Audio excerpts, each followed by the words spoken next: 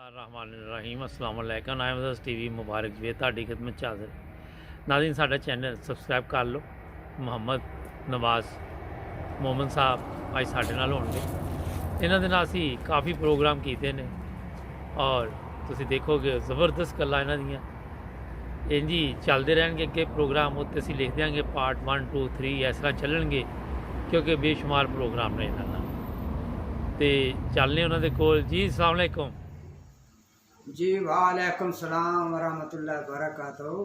की हाल है? ठीक हो, राजी हो, खुश हो?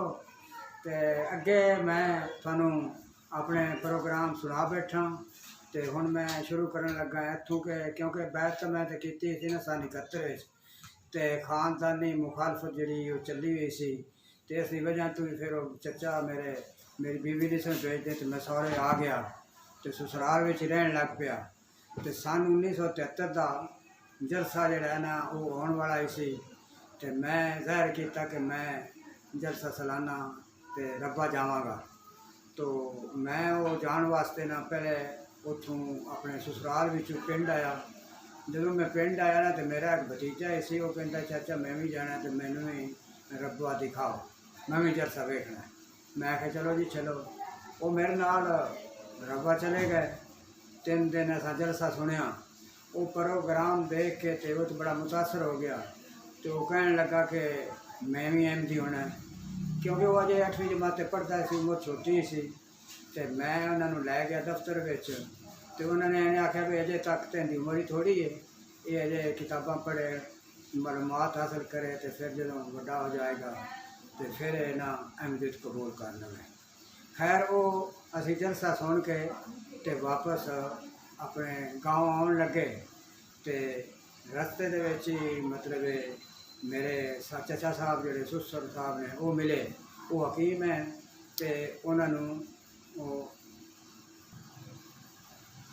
वो हकीम है तो उन्होंने कुछ मरीज़ के वास्ते कुछ आदमी लैके जा रहे सन तो असी सुबह सुबह वापस पहुँचे तो रस्ते में ही मिले तो मैं अपने चाचा को अस्सलाम वालेकुम कहा लेकिन उन्होंने जवाब कोई ना दिता।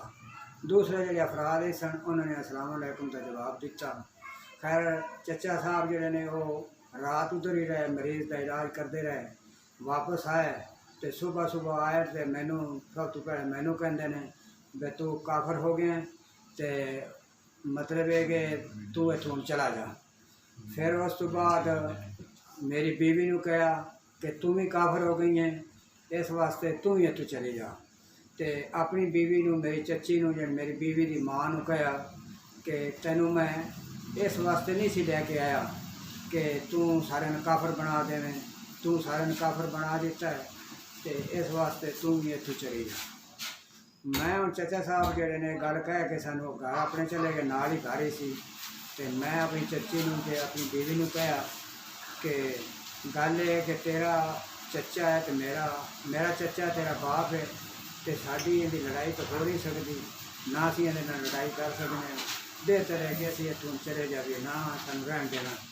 वो अगों बात ये सी कि साडा निकलना भी बड़ा आसानी का काम नहीं सी बड़ी मुश्किल ही सी क्योंकि ना तो असीं कोई अमीर ऐसे पैसा टका भी साडे कोल नहीं सी गरीबी की हालत ही सी ते उधरों सानूं जाना जिहड़ा वो निकलना बड़ा मुश्किल ही सी।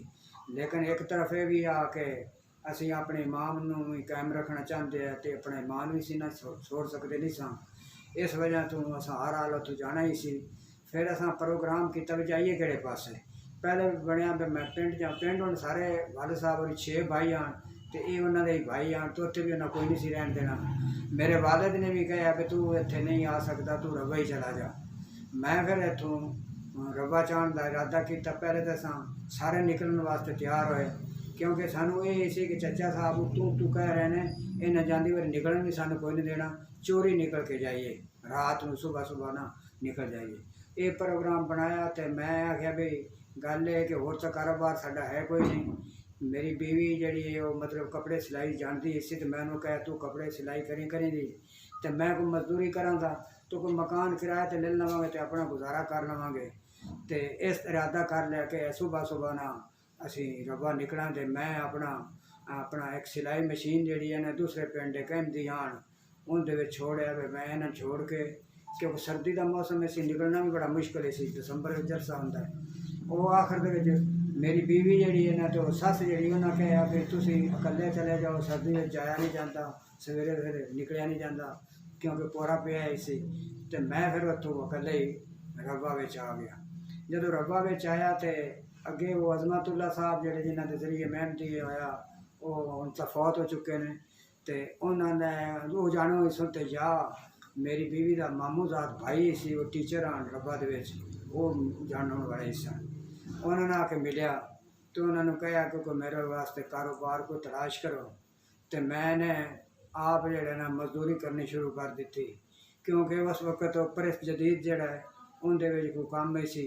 तो उत्थे ना मैं 5 रुपए मतलब लैने मजदूरी दे, टोकरी सिर ते होनी, तो रब अगे रोना कि है मेरे रब तू मैनू अल्लाह ताला दे मामूर में मनण की तौफीक अता फरमाई है, तो तू ही मेरी मदद करनी है, तू ही मेरी मदद फरमा। नाल दुआवां करनियां, सिर ते टोकरी होनी, रोना कि क्योंकि मैं तो ये काम किते नहीं सन कदे, तो वो फिर करने पे। खैर ये अल्लाह ताला का फजल ये होया कि 15 एक दिन गुजरे तो वो मेरी बीवी का मामूजाद भाई जड़े ना वो एक मुअल्लम साहब मरूम फौत हो गए, मौलवी बदरदीन साहब हाँ, उन्होंने वो मेरे को लैके आया, दिखाया भी ये बंदा साडा। क्योंकि मैं उस वक्त ना दाढ़ी भी छोटी छोटी रखी सी, तो जनाब कट भी मेरे को काम पाया होंदा सी, तो मुरब्बी मुअल्लम ही मैं मालूम होंदा ही सा। उन्होंने मैंने वेख के उन्हें कहा जिंदगी वकफ कर दें। मैनू तो पता नहीं सी कि जिंदगी वकफ होंदी की। मैं उन्हें दसिया किस तरह। उन्हें आके तुहानू साल एक पढ़ाया जाएगा, तो फिर दीनी काम के वास्ते बच्चों ने पढ़ाना, तो दीन का काम नमाज रोज़ा ये जुमा शुमा पढ़ाना ये काम होगा। तो मतलब मैं सुन के बड़ा खुश होया भाई ये तो बड़ा अच्छा काम है, क्योंकि मैं पहले दरस में पढ़िया ही सी। पहले तो मैं मौलवी नहीं सी बनना चाहता, मौलवी तो नफरत आई, लेकिन ये तो काम एक हो रही सी कि ये तो मौलवियों का काम तो नहीं सी उस तरह। मैं फिर मतलब है ना आख्या ठीक है मैं मतलब वक़फ़ होना चाहना। उन्होंने तरीका दसिया भी मिर्ज़ा तहर अहमद साहब ने वक्फ जदीद के नाज़म ने तुसी उन्होंने दरखास्त लिख के दो, तो उत्थे थोड़ा इंटरव्यू होगा, फिर तुहानू पढ़ाया जाएगा, पढ़ाने तो बाद फिर तुहानू जमातां में भेज दिता जाएगा। मैं मतलब थोड़ा पढ़िया इसी, प्राइमरी पास ही थी, पहले तो प्राइमरी यही सन पढ़े मतलब मुअल्लम बनते रहे, लेकिन कानून बन गया इसी कि हुण मैट्रिक जड़े ना उन्होंने दाखिल किया जाए। वो मेरी तालीम घट सी। खैर वो मैनू मौलमा ने दसिया भी तुसीं इंज करना, इंटरव्यू देने वास्ते ना पहले मौलाना अबू अल मुनीर साहब कोल नहीं जाना, तुसां हज़रत मौलाना अबू अल अता साहब के पास जाना, क्योंकि उन्हें ले लिया ना थानू तो फिर दूसरे भी ले लैणगे। मैं इस तरह किया।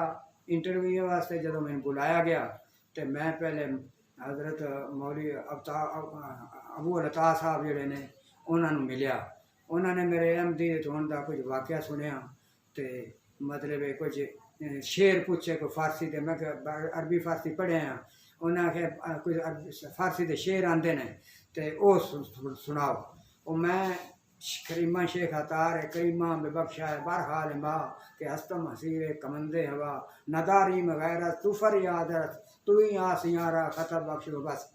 मैंने ना कहा तर्जमा लिखो, तर्जमा लिखिया तो उन्होंने मैंने आख्या भी तुम कलमा लिखो ला अशहदु अल्ला इलाहा इल्लल्लाह वहदहु ला शरीक लहू व अशहदु अन्ना मुहम्मदन अब्दुहु रसूलुहु, और हेठ लिखो कि मैं अपनी ज़िंदगी खुदा और खुदा दे रसूल दे दीन दे वास्ते वक़फ़ की। ये मेरे को लिखा के हेठ 10 खत तो कर ले, तो उन्होंने मतलब लिख दिता कि इनू ले लिया जाए। फिर मैं मौलाना अबू मुनीर हक साहब को गया, तो वो मतलब उन्होंने को गया, तो उन्होंने प्राइमरी का नाम सुन के उन्होंने ना ना ना ना इतने तो प्राइमरी पास ही नहीं हो सकते, तो ये इतने नहीं हो सकता, असी प्राइमरी वाले लेना नहीं लेना। मैं आखिर जी मैं कोई अरबी फारसी भी 3 साल पढ़े हैं, सरफनाब पढ़े हैं, दरस भी पढ़े हैं, स्कूल तो मेरी प्राइमरी है। तो उदू उन्हें मेरे को रुका वेखे नहीं कि उन्हें वेखे तो हज़रत मौलवी अबू अल अता साहब ने लिखा इसी कि नहीं ले, तो सिफारिश की हुई सी। उन्होंने आख्या अच्छा इस्लाम में अरकान मतलब एक 5 पूछा उन्होंने कि अरकान 5 क्या ने। मैं आख्या कलमा नमाज रोज़ा ज़कात ते हज। फिर उन्हें आख्या कुरान करीम की तिलावत सुनाए, तो उन्होंने लिख दिता कि इन्होंने ले लिया जाए। जिस वक्त तो मतलब उन्होंने रख लिया, तो उन्हें कहा भी हम क्लास जी है ना वो कोई 1 महीने तो बाद लगेगी तो तुसीं एक बारी अपना बिस्तरा वगैरह लै आओ। ਉਹ ਇਹ ਤਾਂ ਮੈਂ ਦੱਸਿਆ ਹੀ ਸੀ ਕਿ ਮੈਂ ਅਹਿਮਦੀ ਹੋਇਆ ਪੂਰੇ ਖਾਨਦਾਨ ਵਿੱਚ ਅਕੇਲਾ, ਲੇਕਿਨ ਇਹ ਗੱਲ ਨਹੀਂ ਸੀ ਦੱਸੀ ਕਿ ਮੈਨੂੰ ਨਾ ਕੱਢਿਆ ਘਰੋਂ ਕਿ ਮੈਂ ਤਾਂ ਉੱਥੇ ਗਿਆ ਤੇ ਮੈਨੂੰ ਮਾਰਨ ਦੇ ਤੇ ਮੈਨੂੰ ਬਿਸਤਰਾ ਤੁਸੀਂ ਇੱਥੋਂ ਦੇ ਦਿਓ। ਲੇਕਿਨ ਮੈਂ ਮਤਲਬ ਬਿਸਤਰਾ ਲੈਣ ਵਾਸਤੇ ਜੋ ਪਿੰਡ ਜਾਣ ਵਾਸਤੇ ਤਿਆਰ ਹੋਇਆ ਤੇ ਮੈਂ ਖਾਬ ਦੇਖੀ। ਮੈਂ ਖਾਬ ਇਹ ਦੇਖੀ ਕਿ ਮੈਂ ਆਪਣੇ ਪਿੰਡ ਗਿਆ ਸਸੁਰਾਲ ਤੇ ਮੈਂ ਨਾ ਆਪਣੇ ਘਰ ਬੈਠਾ ਕਮਰੇ ਦੇ ਵਿੱਚ, ਜਨੂਬ ਦੀ ਤਰਫ ਮੇਰੀ ਕਮਰ ਹੈ ਤੇ ਮੇਰੀ ਬੱਚੀ ਛੋਟੀ ਬੱਚੀ ਅੱਕੀ ਆਈ ਉਸ ਵਕਤ ਰਿਜ਼ਵਾਨਾ ਉਸਦਾ ਨਾਂ ਹੈ ਤੇ ਉਹ ਮਤਲਬ ਹੈ ਨਾ ਮੇਰੀ ਝੋਲੀ ਵਿੱਚ ਗੋਦ ਵਿੱਚ ਬੈਠੀ। ਮੇਰੀ ਬੀਵੀ ਤੇ ਮੇਰੀ ਚੱਚੀ ਜਿਹੜੀ ਉਹਨੂੰ ਮੇਰੇ ਸਾਹਮਣੇ ਚਾਰਪਾਈ ਤੇ ਬੈਠੇ ਹਨ ਤੇ ਅਸੀਂ ਗੱਲਾਂ ਕਰ ਰਹੇ ਹਾਂ। ਗੱਲਾਂ ਕਰਦਿਆਂ ਨਾ ਇੱਕੋ ਵਾਰੀ ਨਾ ਕਿਉਂਕਿ ਸਾਡੇ ਕਮਰੇ ਦਾ ਜਿਹੜਾ ਆਈਸੀ ਨਾ ਦਰਵਾਜ਼ਾ ਚੜ੍ਹਦੇ ਤਰਫ ਅਸੀਂ ਮਸ਼ਰਕ ਤੇ ਉਹ ਸੂਰਜ ਦੀ ਰੋਸ਼ਨੀ ਅੰਦਰ ਆ ਰਹੀ ਹੈ ਤੇ ਇਤਨੇ ਨੂੰ ਨਾ ਕੀ ਵੇਖਣਾ ਕਿ ਚੱਚਾ ਸਾਹਿਬ ਵੀ ਜਿਹੜੇ ਨਾ ਉਹ ਵੀ ਆ ਗਏ, ਉਹਨਾਂ ਦੇ ਬੱਚੇ ਵੀ ਨਾਲ ਤੇ ਬੀਵੀ ਵੀ ਨਾਲ ਮਤਲਬ ਆ ਗਏ ਤੇ ਮੈਨੂੰ ਨਾ ਖਾਬ ਦੇ ਵਿੱਚ ਹੀ ਮੈਂ ਵੇਖਣਾ ਕਿ ਉਹਨਾਂ ਮੇਰੇ ਦਾएं ਹੱਥ ਤੋਂ ਪਕੜ ਕੇ ਨਾ ਤੇ ਮੈਨੂੰ ਕਹਿੰਦੇ ਨੇ ਤੂੰ ਇੱਥੋਂ ਕਿਉਂ ਆਇਆ ਇੱਥੇ ਤੇ ਤੈਨੂੰ ਜੇ ਮੈਂ ਰੋਕਿਆ ਤੂੰ ਇੱਥੇ ਨਾ ਆ ਤੇ ਤੂੰ ਫਿਰ ਆ ਗਿਆ। ਤੇ ਮੇਰੇ ਦਿਲ ਵਿੱਚ ਗੁੱਸਾ ਨਹੀਂ, ਲੇਕਿਨ ਮੈਂ ਨਾ ਮਤਲਬ ਐਵੇਂ ਹੀ ਨਾ ਅੱਖਾਂ ਮੋਟੀਆਂ ਕੱਢ ਕੇ ਨਾ ਤੇ ਖੜਾ ਹੋ ਗਿਆ ਤੇ ਮੈਂ ਆਖਿਆ ਵੀ ਘਰ ਮੇਰਾ ਆਪਣਾ ਹੈ ਤੇ ਮੈਂ ਆਉਣਾ ਹੈ। ਤੇ ਚੱਚਾ ਸਾਹਿਬ ਇਤਨੀ ਗੱਲ ਸੁਣ ਕੇ ਪਿਛਾਂ ਖੜੇ ਹੋ ਜਾਂਦੇ।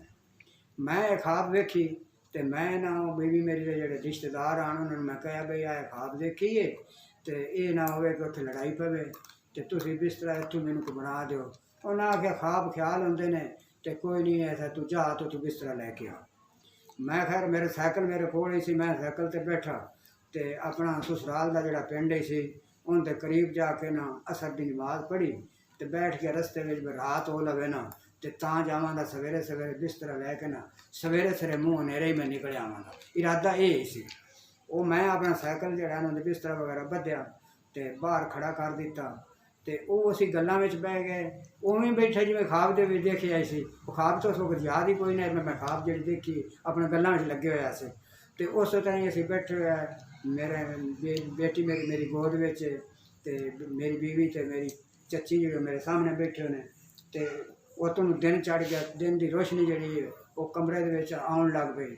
ਉਦੋਂ ਚੱਚਾ ਸਾਹਿਬ ਵੀ ਆ ਗਏ ਤੇ ਉਹਨਾਂ ਆਂਦੇ ਮੈਨੂੰ ਕਿਹਾ ਕਿ ਤੈਨੂੰ ਜੋ ਮੈਂ ਆਖਿਆ ਵੀ ਇੱਥੇ ਤੂੰ ਨਾ ਆਇਆ ਕਰ, ਤੂੰ ਫਿਰ ਆ ਜਾਣਾ।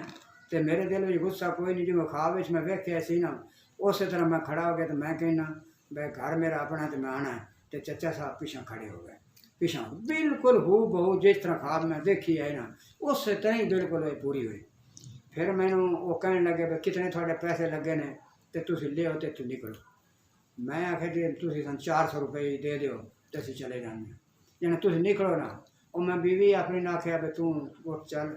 ਉਹ ਉੱਠੀ ਤੇ ਮੇਰੇ ਚੱਚਾ ਨੇ ਨਾ ਉਹਦੇ ਆਪਣੀ ਬੇਟੀ ਦੇ ਬਾਜ਼ੂ ਤੋਂ ਪਕੜ ਲਿਆ। ਮੇਰੀ ਧੀ ਤੇ ਮੈਂ ਨਹੀਂ ਜਾਣ ਦੇਣੀ, ਮੈਂ ਤਲਾਕ ਲਵਾਂਗਾ ਤੇ ਮੈਂ ਇਹਨੂੰ ਨਹੀਂ ਜਾਣ ਦੇਣਾ। ਮੈਂ ਕਿਹਾ ਵੀ ਮੈਂ ਤਲਾਕ ਦੇਣੀ ਨਹੀਂ ਤੇ ਉਸ ਲੈਣੀ ਨਹੀਂ ਤੇ ਤਲਾਕ ਕਿਸ ਤਰ੍ਹਾਂ ਹੋ ਜਾਏਗੀ। ਉਹ ਚੱਚੇ ਨੇ ਮੇਰਾ ਗਲਾ ਘੁੱਟਿਆ। ਉਸ ਆ ਕੇ ਮੈਂ ਤਾਂ ਬਹੁਤ ਸ਼ੁਕਰੀਆ। ਤੁਹਾਡੇ ਨਾਲ ਹੋਰ ਵੀ ਇਨਸ਼ਾਅੱਲਾ ਪ੍ਰੋਗਰਾਮ ਸਾਡੇ ਰਹਿਣਗੇ। ਨਾਜ਼ਰੀਨ ਸਾਡਾ ਚੈਨਲ ਸਬਸਕ੍ਰਾਈਬ ਕਰੋ ਔਰ ਇਨਸ਼ਾਅੱਲਾ ਜਲਦੀ ਦੁਬਾਰਾ ਫਿਰ ਇਹਨਾਂ ਨਾਲ ਵੀ ਮੁਲਾਕਾਤ ਕਰਾਵਾਂਗੇ ਔਰ ਨਏ ਮਹਿਮਾਨ ਵੀ। ਔਰ ਜੁੜ ਜਾਓ 9 ਬ੍ਰਦਰਜ਼ TV ਦੇ ਨਾਲ। ਸਬਸਕ੍ਰਾਈਬ ਕਰਨਾ ਨਾ ਭੁੱਲਣਾ। ਅੱਲਾ ਹਾਫਿਜ਼।